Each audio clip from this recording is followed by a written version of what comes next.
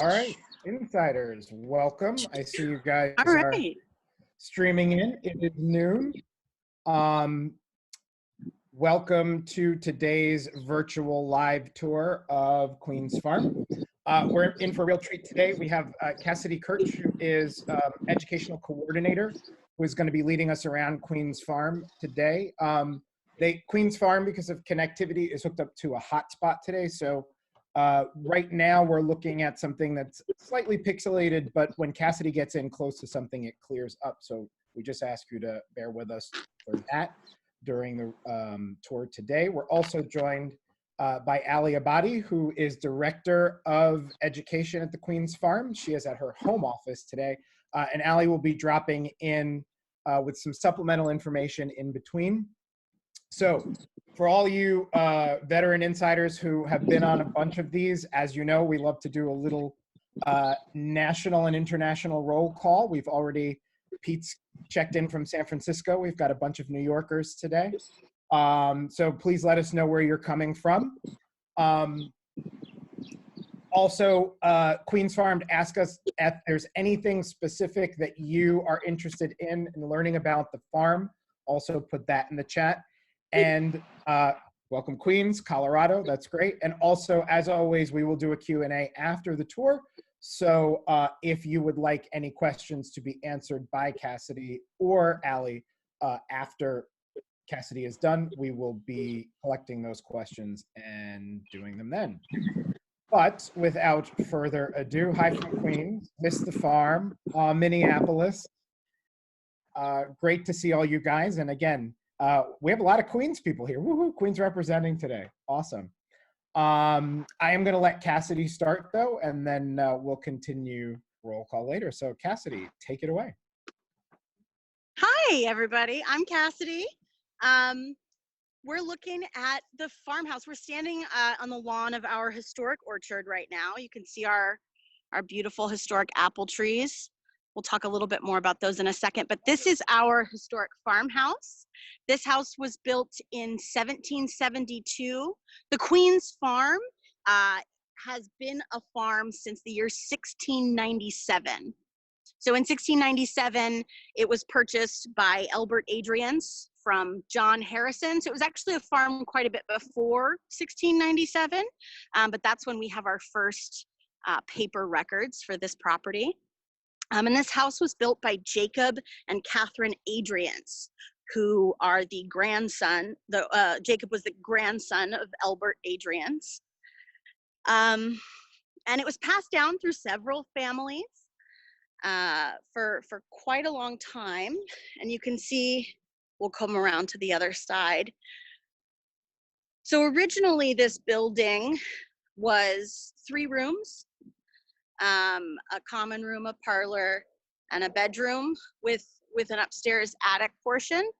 And then as the families, as the farm transferred hand through families throughout the years, they added on to the house. So there's been quite a bit added on to the house. And so when you walk through the house, it's actually kind of nice because each room has been restored somewhere along the timeline of the houses. So in our first rooms, you'll see the house in its beginning stages when it was built in 1772, and then it goes along in the chronology as we get further through the house.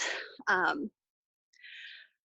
we go. And we've got a beautiful, this is our beautiful spirea bush. We can do lots of plant ID if you folks are interested, so please do let me know. And this is one of our beautiful sugar maples that we tap for syrup in the winter. And this is our historic herb garden. And we grow a lot of things in our herb garden that are specific to the time period in which this house was built and in which people would have been operating. So this is a beautiful little kitchen herb garden that families would have had. And this would have been maintained by the wife, by Catherine. Usually women would tend to this herb garden, and that would be their kitchen herb garden. And then the men would tend to the fields historically. And so we'll turn around real quick because I know we don't have too long, so I don't want to spend too long on any one thing. This is our beautiful historic greenhouse. This was built in the 1930s and then restored again. It's been restored a couple of times, but most recently it was restored. I think it was finished in 2017. And we'll go inside to take a look. When you enter the greenhouses, you do so through our gift shop, which is closed right now, but quite beautiful. So just keep this in mind when you guys get a chance to come back, because we really miss our visitors. Okay. Here we go, and we'll pop into, this is our greenhouse has 3 wings, and this is the wing that our agriculture department uses, and this helps us to extend our season quite a bit because we're able to start planting for the new season as early as February. These greenhouses are heated.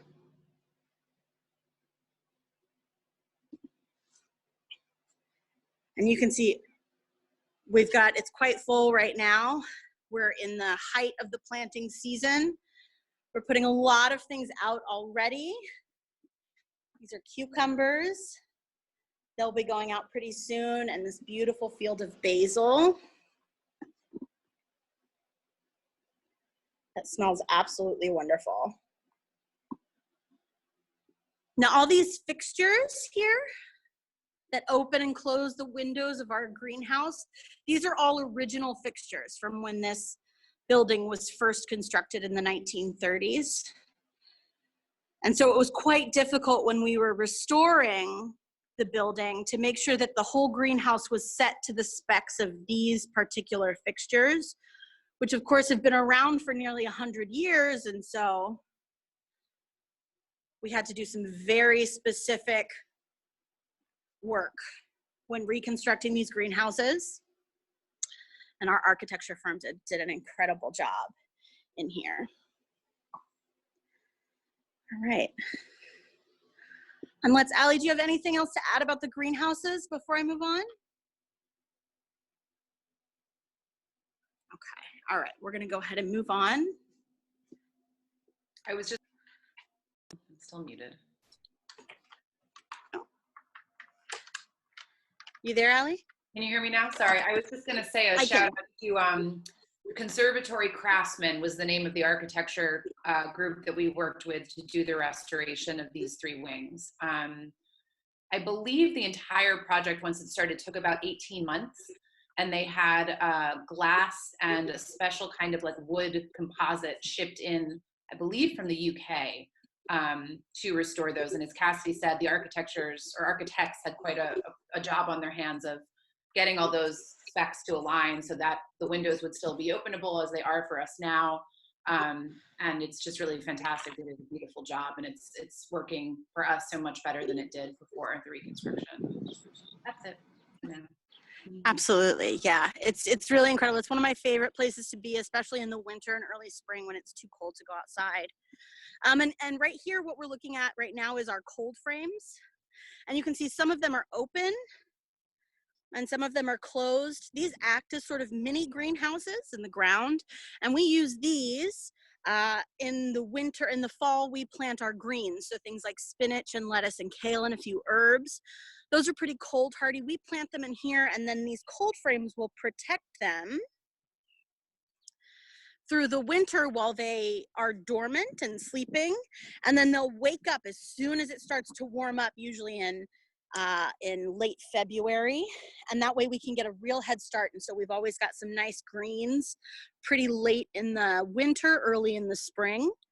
It gives us a head start on our season. And we're just taking a look. These are some beautiful ranunculus flowers that we have planted in our cold frames.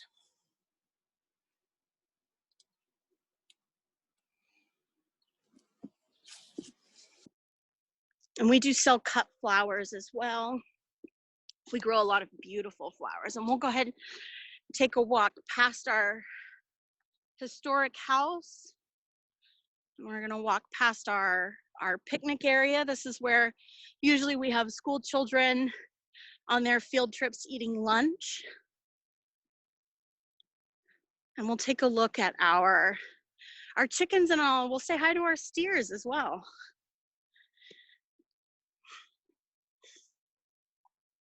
So where we're heading now is towards a space we call an orchard, but it's largely pasture for our steers. We also use this a lot for our event spaces. So things like our carnivals and our egg hunts take place in this beautiful pasture here. Okay, let's see if our chickens are excited to see us. And we get to go in with our chickens today, since you guys have a backstage pass. Oh, and they're rushing to see us.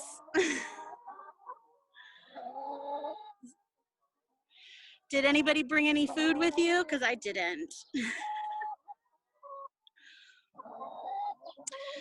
So these are our laying hens. And these ladies are a breed, they're a cross between, I believe, White Star and Rhode Island Red. Allie, you can correct me on that if I'm getting that incorrect. But these ladies lay our eggs, and we sell our fresh farm eggs here at our gift shop. They're very excited to see the camera. Hey, hey, hey. These guys are very curious. They'll peck at your shoes. I just got a little peck on the phone. They're very curious and want to know what things are. And the way they find out about things is by pecking, by scratching. And these ladies, we often open up this back area to give them more orchard space, and we'll use these white fences here. They're portable fences so that these ladies can get as much fresh pasture as possible. Okay.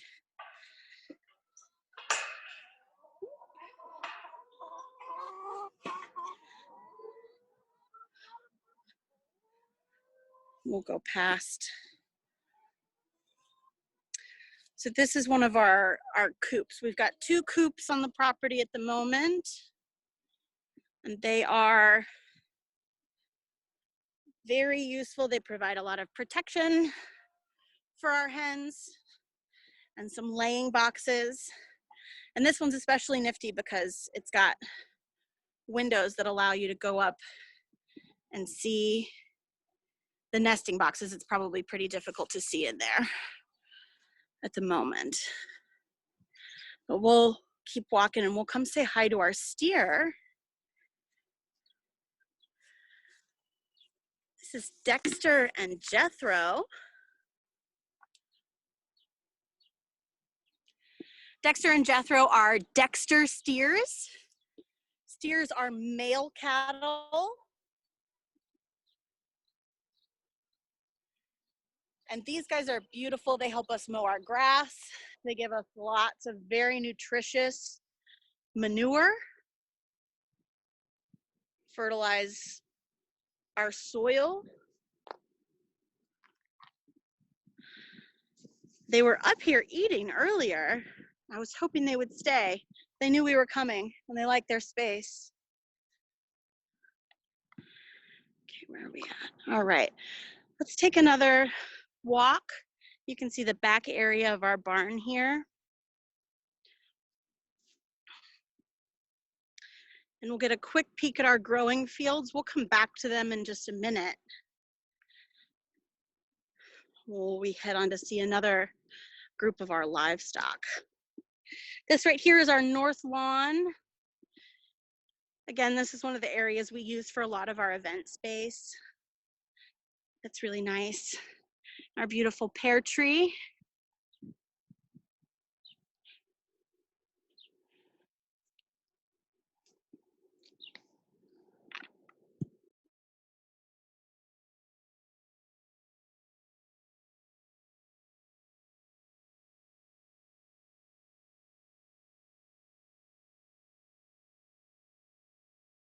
Okay, right here is a beautiful pollinator garden, and this is full of a lot of different things. We've got elderberry in here, a lot of different pollinators to keep our pollinators healthy on the farm. That's very important.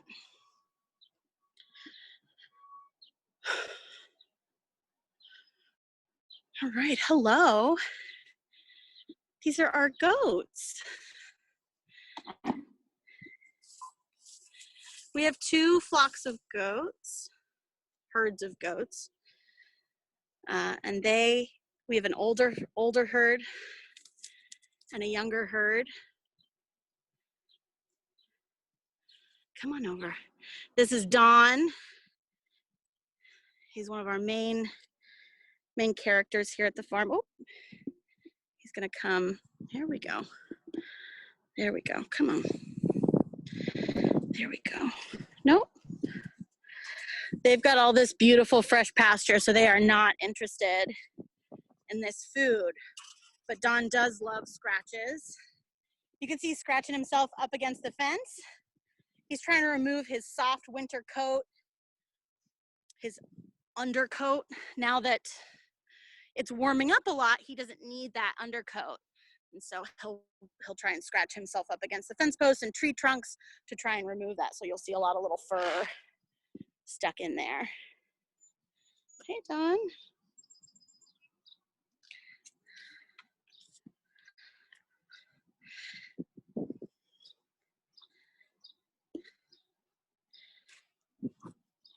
Okay. All right, and we're moving through our compost area, which is not super beautiful, but is incredibly useful. This is where we break down all of our organic matter on the farm, and we use that as a soil amendment, and that's what helps us grow all of our beautiful produce so that we don't have to use chemical fertilizers. And you can get a shot here. This is a beautiful shot. This is something we use to improve the soil health. This is a row of cover crop here, and you can see, so we've got some peas in here, and this beautiful red flower is clover, and we've also got some ryegrass in here. Now those peas and those clover will add nitrogen into our soil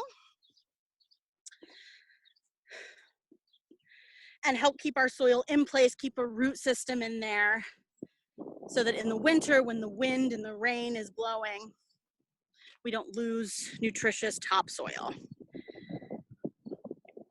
Allie, I want to give you a heads up real quick. I've been losing battery pretty quick since people started signing on. So we're going to try and get through as much as we can get through.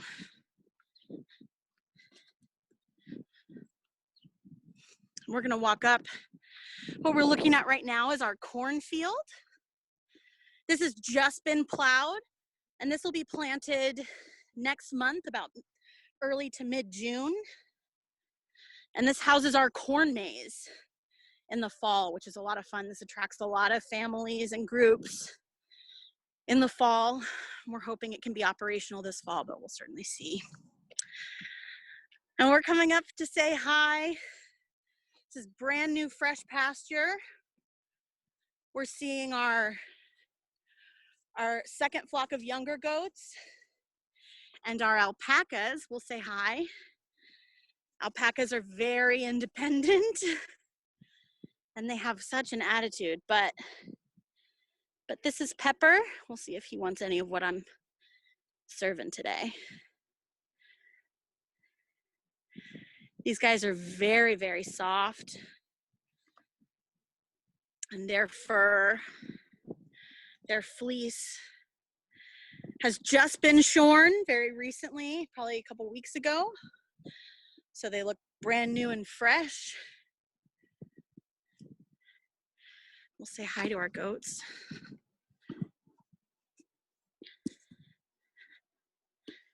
Here we go. All right.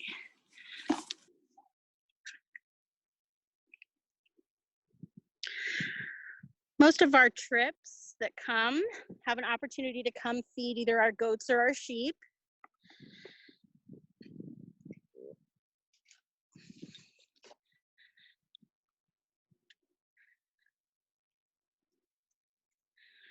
These ladies are younger here. These are our Saanen goats, and they are very rambunctious. They still have a lot of energy.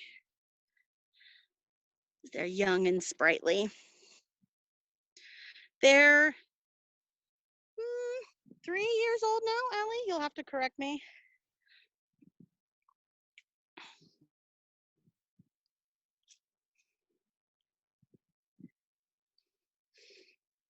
Now I'll back up and give you guys a better look of what we have here.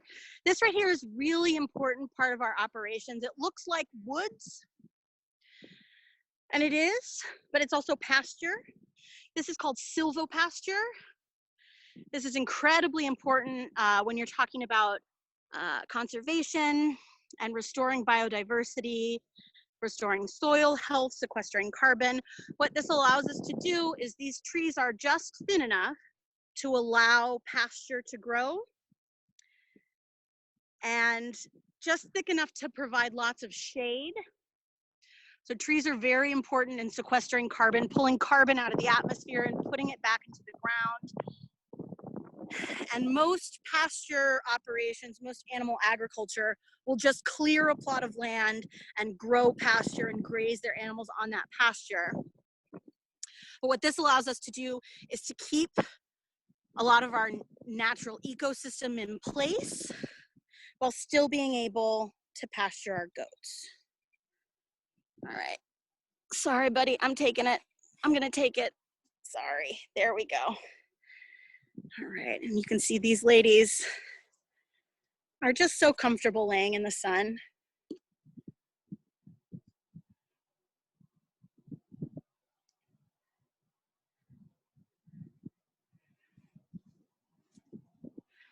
And we get wonderful dappled sunlight in this area. Okay, let's cross our cornfield real quick.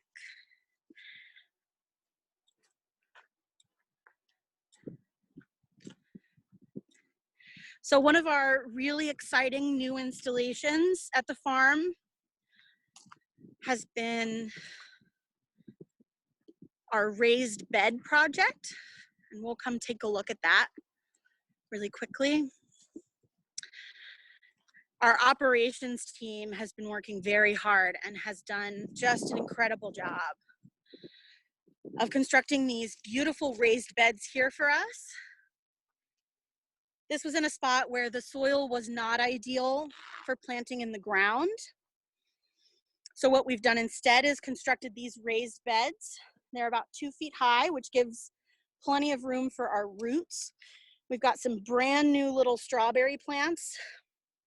This is their first year, so it'll take them a minute to establish themselves. And when we stop by the children's garden, I can show you some more established strawberries in bloom.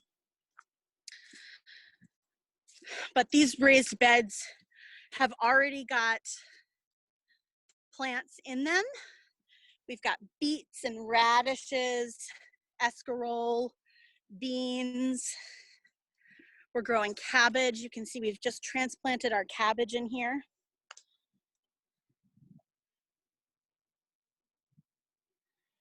And what you see, this little dust on this cabbage, is actually called diatomaceous earth.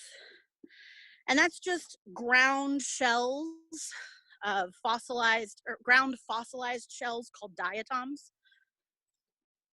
And what that does is, it's just a powder to humans, we're quite big, but to things that are quite small, like aphids, those crust shells are very annoying. They can be very sharp.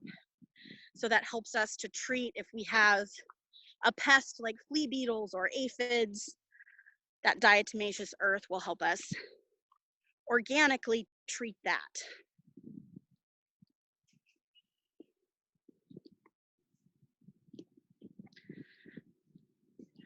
Diatomaceous earth is excellent stuff.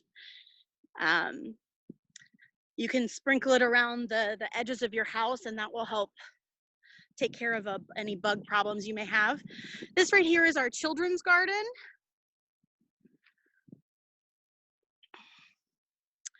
And right here This is a willow teepee, and she's in full bloom. She's busting out today, but very soon she'll get wrapped back up. This is one of the ways we use this. These are living willow trees planted, and willow's very strong and structurally sound, and it's also very flexible and easy to shape. So we can shape this into any shape we want. A lot of people do willow fences. We've done a willow teepee. This is our beautiful lilacs are in bloom. These just smell heavenly.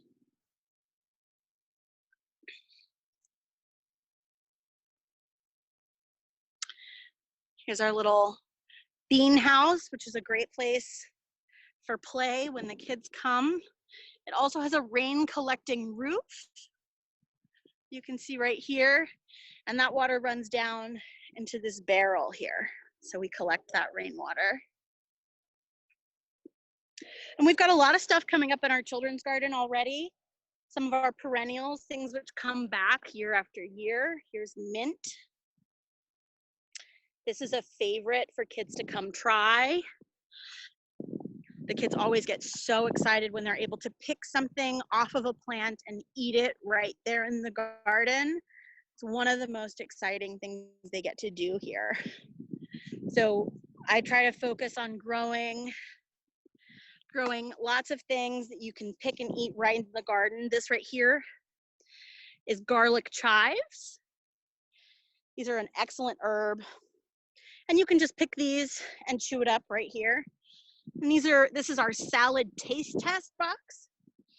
So normally when school trips come, they're able to come to this box and sample different greens from salad. Lettuce isn't, the only thing that goes in salad isn't just lettuce. You also can put, we've got arugula here. This is a Japanese green called mizuna. And we've got some rainbow chard. And then this right here, this beautiful red plant right here. Here we go. This is called red auroch or German mountain spinach. And that's also very tasty. So it's fun to showcase all the possibilities that salad can really have. It doesn't just have to be boring old lettuce.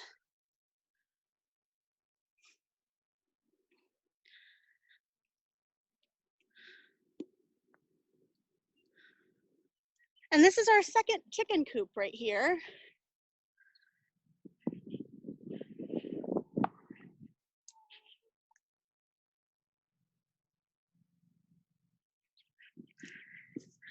And just behind our children's garden, these are our berry rows. So here we have a few things. These are some of my favorite things on the farm. We have asparagus. Asparagus is a perennial. It's easy to take care of, and it just pops right up in the spring. And you can see, if you've never seen asparagus growing, it really does just pop right out of the ground, just like that. And these are really exciting because they spread out and grow wild all throughout our berry rows. Right here, we've got our raspberries. And so anything that comes out of the asparagus rows, a couple years ago, we had a camp of kids in here, and they were weeding this area in the spring. And we had a brother and sister race each other to find any of the asparagus, volunteer asparagus we call it. So that stuff that's spread out of its original row and is growing in other places. They would race each other to pick the volunteer asparagus and see who could eat it. And fresh asparagus, you don't even need to cook it. It's so delicious and tender. And I promised I would show, here's some of our strawberries in the children's garden. You can see these are more established plants. So we've already got beautiful blossoms here. Looks like we've got a mutant blossom right here that's gonna grow maybe a weird double strawberry. That's exciting.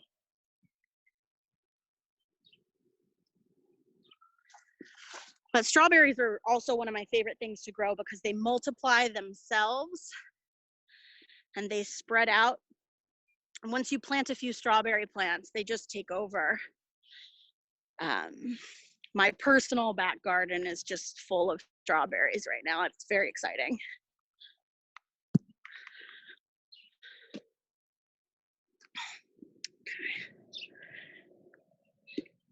And we're back to our chicken coop. This is our second chicken coop.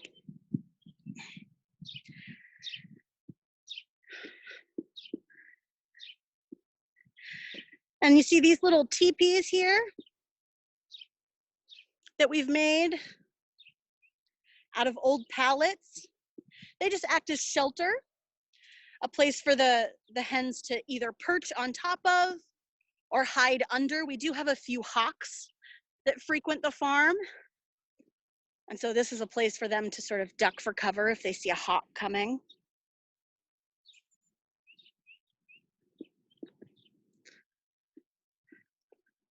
We have more of our pasture.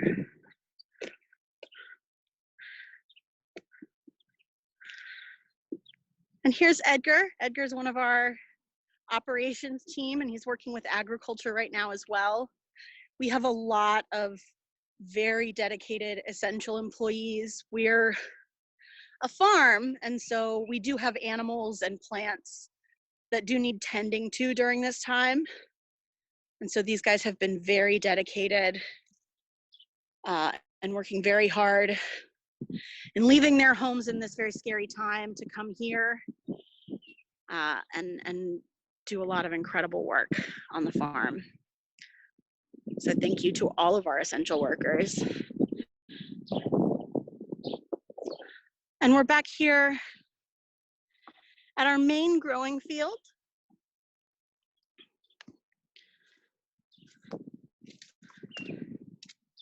And you can see we've got some onions, it looks like here. No, this is our garlic. This is our garlic. And garlic we plant in the fall, September, October, and it overwinters and then it pops up early in the spring. And we should be able to harvest this in early summer, probably about June. We've got some more cover crop here. What's great about this cover crop too is that it has many uses. So it's not just, you know, adding organic matter, adding nutrients into our soil, keeping our soil in place, keeping our microbiome healthy. It's also producing food. See our peas right here. If you pick just the tips of these pea vines, these are pea shoots, and these make an excellent salad green. If you check out our social media, Farmer Ann has graciously given us her pea shoot pesto recipe, which is incredible. So if you are an at-home grower, this is something you can really easily do, is seed peas and pick the shoots to eat in your salads. And then right here, we've got some kale. And this kale is sitting inside some fabric row cover.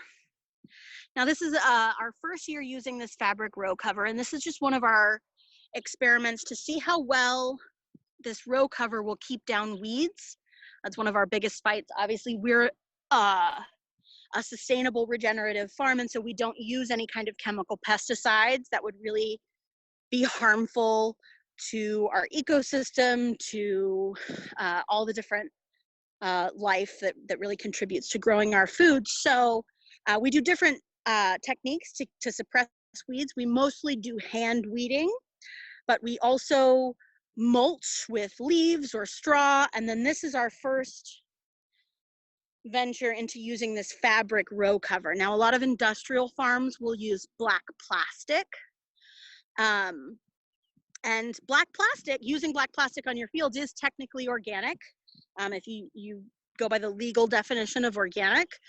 But obviously using that much plastic and putting that plastic in on your soil has its own implications. And so this is plastic-free row covering fabric that Farmer Ann has found for us. We're really excited to see how that works. We've got some lettuce in here.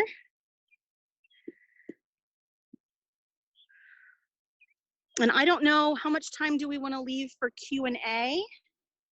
Allie, you can tell me, because I know we're at about 12:35, so you let me know when we'd like to do that. I'm gonna head back down our main road. Now, one other thing about our growing fields that is really nice, and you'll notice that we have different things planted in different rows. What we do is called crop rotation, and that's a way that we conserve the soil and nutrients. Now, in traditional conventional agriculture, you plant essentially the same crop in the same place year after year, and you rely on chemical inputs like nitrogen, phosphorus, other fertilizers, pest control chemicals to be able to grow that crop in that same spot year after year. But if you grow a diverse menu of crops and you rotate them, each crop will be able to take something different out of the soil and leave something else in the soil. And so we have a 5 or 7 year crop rotation where, for example, if we have tomatoes in one row, they won't get planted in that row again for another 5 or 7 years. Okay.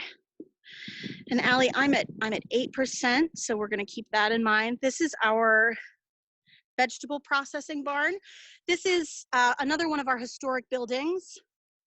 Now, these were originally built in the 30s. And this was originally built as a dairy barn. But we don't do any dairy. We don't breed our animals on this farm, and so we use it for vegetable processing. And then we also have a tractor barn. We've got some antique tractors on display here in our tractor barn.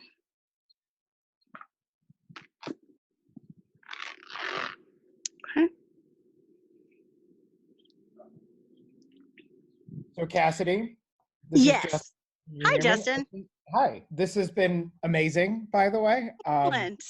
You have made me both absolutely starving and wanting to come out to see the Queen's Farm for myself. I think what we'll do is, in light of your battery situation, we'd like to have you on board for Q&A as much as possible. So I'm not sure, Allie, do you think now would be a good time to take Q&A and so that we can keep Cassidy in it for as long as possible? And I know also you can help out with that. And Cassidy, are you good with that? Is there anything else you wanted? That's fine with me. I can certainly go up into the office and plug in and do Q&A from there.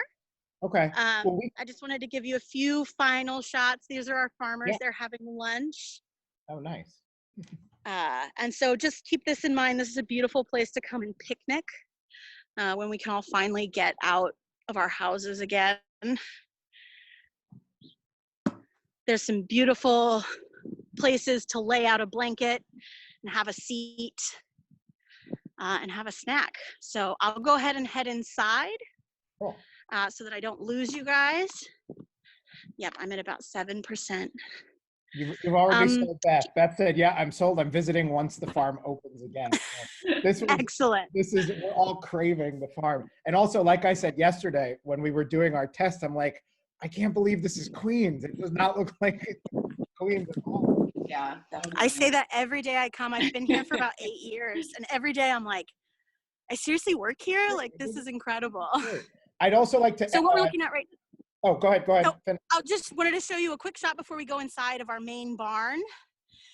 And this is another historic building. This barn was built in the 1930s, burned down, reconstructed in the 90s, and we're currently in the planning and fundraising stages of getting ready to restore it again. But this is an excellent place. This is where our offices are and also where we hold quite a few of our events.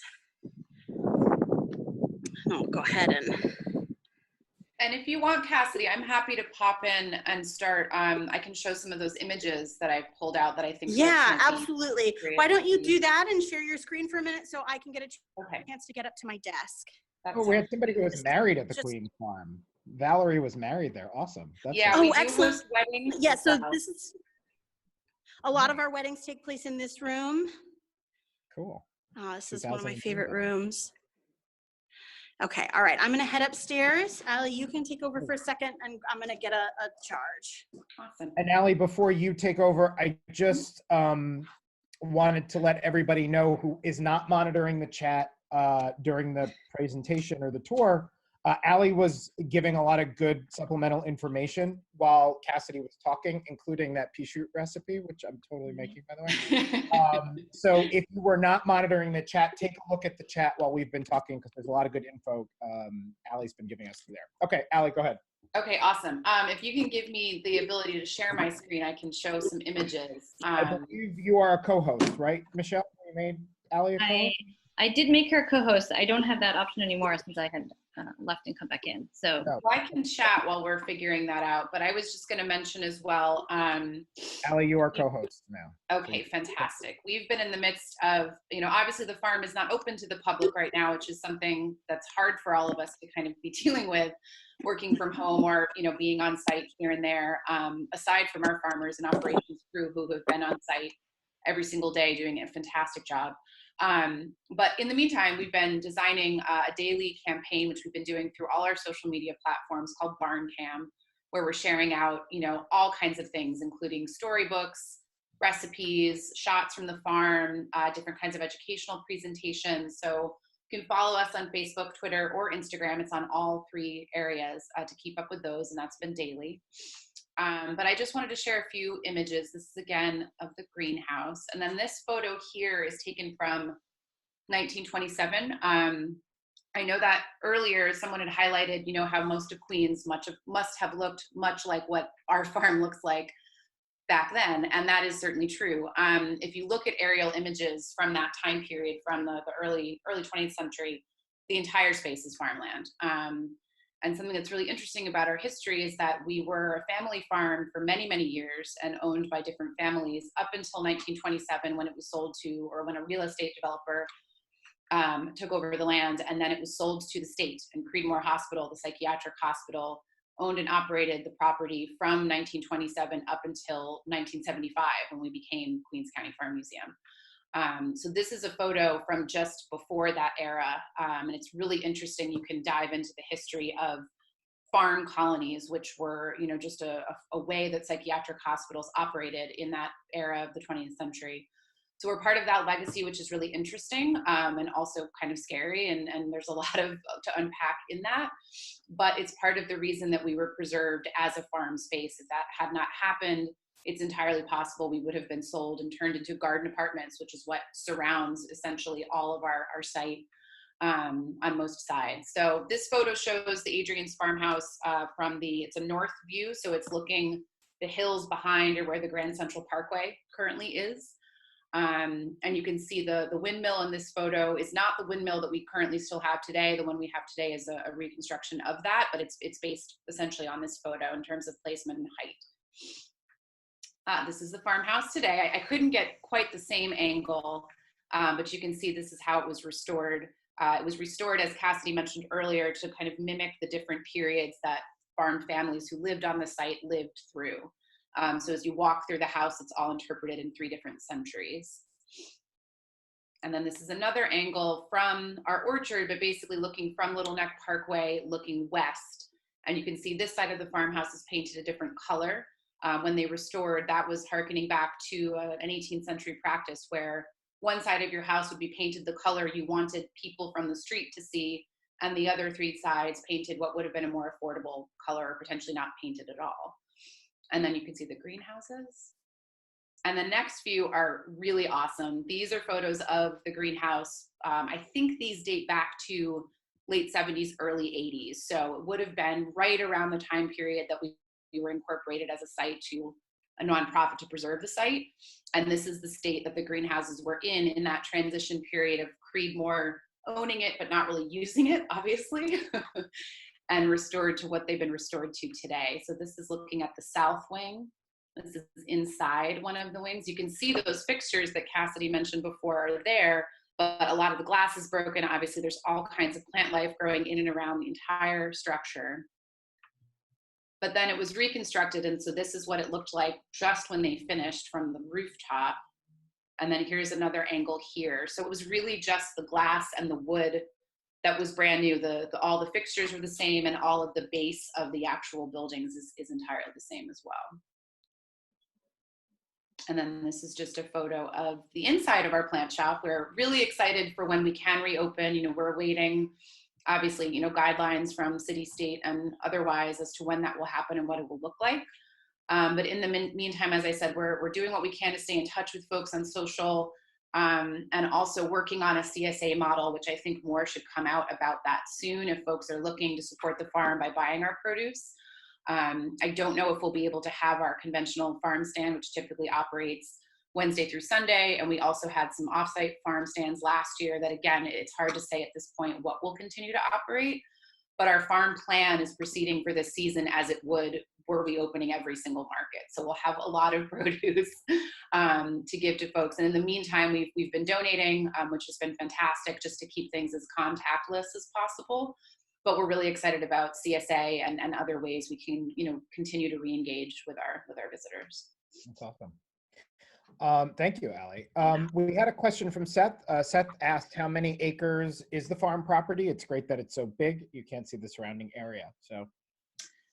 Yeah, so the farm property today is on 47 acres, and that includes wooded areas that we didn't have a chance to get all the way back to, as well as our historic core, which includes the picnic area, the buildings, and then all of the areas that are under cultivation and our pasture area for animals as well. Once upon a time, it was a much larger space. In fact, when the Adrian's family, that third generation Dutch family that built the space, it was larger then, and it was downsized over time. The parcel itself, I think the original land deed was something around 97 or 100 acres. So it's been cut back from that.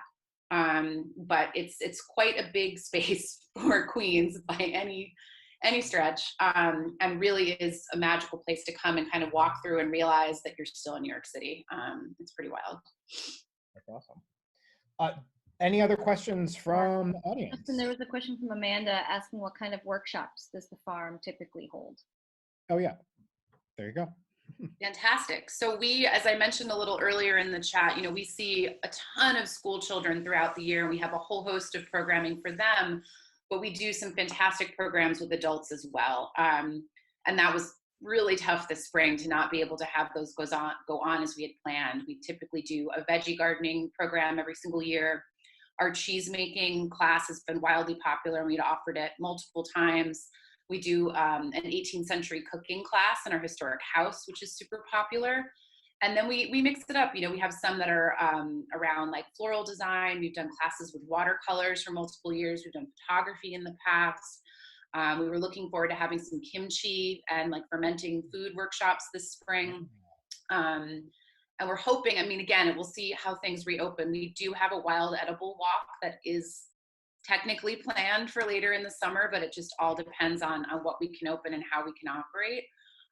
But a combo of classes that are indoors and outdoors. Our wreath making workshop is every December and is wildly popular, one of our most popular.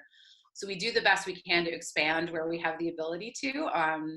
A lot of our buildings are shared. You know, they're used for school programs, used for weddings, used for workshops, used for offices. So we make do with what we have for sure. Cool. Lisa asked, is the color of the front of the farmhouse historically accurate? Yeah, when they restored that farmhouse, it had gone through many iterations. If you look at photos from the Creedmoor era, they added on different rooms, they added a wraparound porch. There were lots of things about it that looked really different in the 1975 photos that I've seen from what it looks like today. And so not only did they do a restoration of the inside portion, but the outside got basically completely converted back to what would have been historically accurate for 1772. And that includes not only the color of the paint, but the actual paint we acquired to paint the houses. So that's, you know, part of the upkeep with that building as well, is it does need to be repainted every few years. It gets weathered pretty easily. That house has some really cool architectural features. The floorboards are original. There's some glass panes that are original. The poster beams and doors, all the wattle and daub on the inside of the walls and the insulation.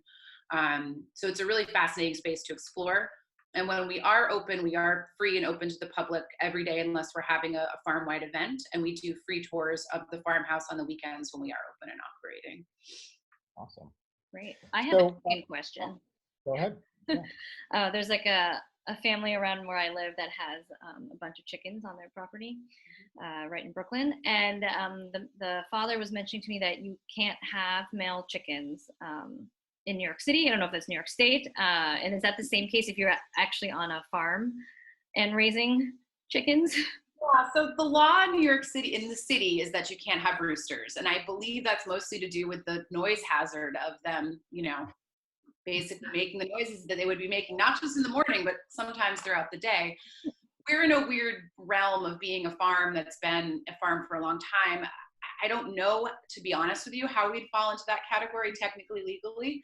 But that said, we don't raise roosters or keep them ourselves. We just have the hens so that they can lay their eggs, so that they're not becoming fertilized eggs, so that the eggs that they are laying, which they would do normally, rooster or not, can then be collected and washed and then sold to our visitors. Got it. Thanks. Yeah, lots. We can get into so much chicken and embryology and hen stuff. I loved your chickens. They were the best. I love them. Any other questions from the audience before? Yeah, so I mean, I think one last thing would be how the viewers today can support the Queens Farm at this time. I know the CSA might be coming. I put the website that has information about donating to the farm, but is there anything else that you guys can mention? I think that's all that I can think of. I know there's a donate link on our main landing page. We did do some of the outreach through the Giving Tuesday. That was, I believe that was last Tuesday. So if you go through our social, you should be able to find that and can donate that way as well. Obviously all of that helps. Every little bit helps for us to do. We're doing so many different things. You know, we're a farm space, but we're also a cultural site. And we see so many visitors as a space in Queens and in part of northeastern Queens where there aren't as many other cultural sites. So we really are providing an opportunity for wellness, for outdoor space, for park space, something that's accessible to all, teaching about sustainable farming and agriculture. You know, it's just such a unique thing. And then all wrapped into New York City history and a space that is really part of the story of New York's agricultural past and the development of the city, you know, in its entirety. Great. We had one last question sneak in from Stephen. Is the interior of the house furnished or simply a restored space? Oh, that's a great question. So it is furnished, and each room has some furniture, again, that kind of harkens to the period. The first two rooms are 18th century, and then it goes into 19th century and then 20th. But on the second floor of the building, half of it is kind of storage staff space, and half of it is a converted contemporary apartment where our caretaker lives. Historic houses in New York City are required to have someone that's on the grounds at all times. You know, in our case, we have obviously living animals on the site that need to be cared for, but the buildings as well, you want to make sure that those spaces are really well cared for. So it's a really interesting little house because it looks small, but it's got a lot tucked in there. Well, great. So you've been getting some really great reviews from people, great tour. Happy to know about the farm. This is awesome. So